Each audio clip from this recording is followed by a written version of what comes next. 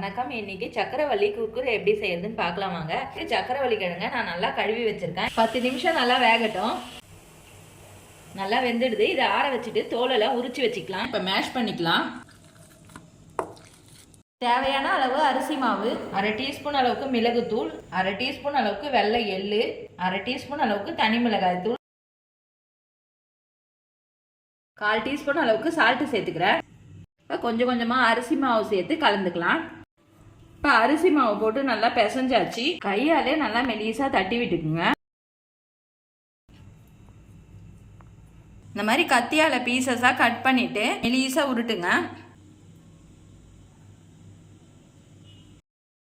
திரட்டிட்டு 2 teaspoon அளவுக்கு மேலே cornflour போட்டு போடுங்க.